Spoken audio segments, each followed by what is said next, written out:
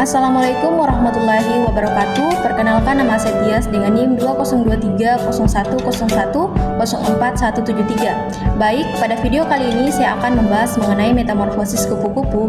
Nah, di dalam proses pertumbuhan kupu-kupu itu ada beberapa fase yang dilalui. Mari kita simak video kali ini. Kupu-kupu merupakan salah satu serangga yang mengalami metamorfosis sempurna atau holometabola. Apa itu metamorfosis? Metamorfosis merupakan proses perkembangan biologi pada hewan yang dapat merubah penampilan dan struktur setelah penetasan. Serangga penyerbuk tanaman ini melalui metamorfosis sempurna dengan urutan stadium yang dimulai dari telur, ulat atau larva, kepompong atau pupa, dan menjadi kupu-kupu dewasa atau disebut dengan imago. Metamorfosis yang pertama ialah telur. Secara umum, kupu-kupu dari familia Papilionidae meletakkan telur secara satu persatu atau bersusun pada tanaman inang.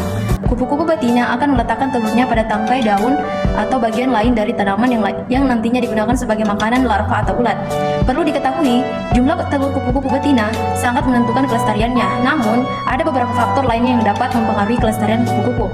Adapun faktornya itu ialah ancaman alami yang harus dihadapi kupu-kupu seperti adanya parasit atau pemangsa. Faktor tersebut membuat kupu-kupu hanya bisa menyisakan sedikit telur yang akan berhasil menetas hingga ke tahap larva, pupa, dan imago. Tahap yang kedua ialah larva atau ulat.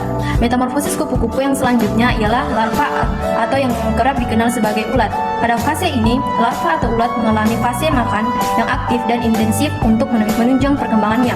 Fase tersebut akan ditandai dengan adanya pergantian kulit atau yang biasa dikenal dengan sebutan molting. Pada fase ini, larva akan sangat selektif dalam hal pemilihan makanan. Larva hanya memakan makanan yang bersumber dari tumbuhan inang yang telah dipilih oleh kupu-kupu betina sewaktu meletakkan telurnya. Fase ini membutuhkan waktu sekitar 1-1,5 bulan.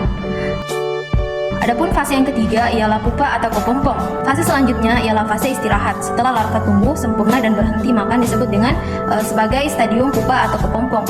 Pada stadium ini, masing-masing larva telah memiliki kelenjar sutera yang akan membantunya mengait pada batang, ranting, atau daun.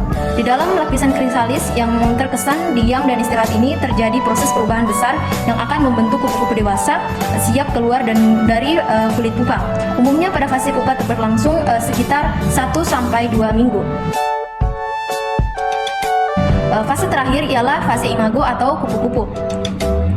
Metamorfosis selanjutnya ialah perubahan pupa hingga menjadi kupu-kupu.